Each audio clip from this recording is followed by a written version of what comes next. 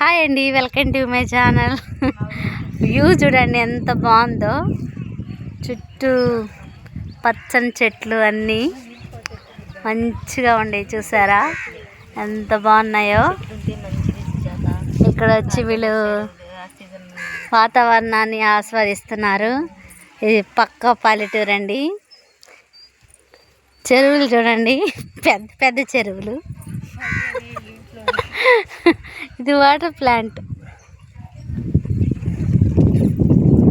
ఎంత చూడండి, ఇక్కడ ఎవరో బరగడ్లు మెప్పుతున్నారు.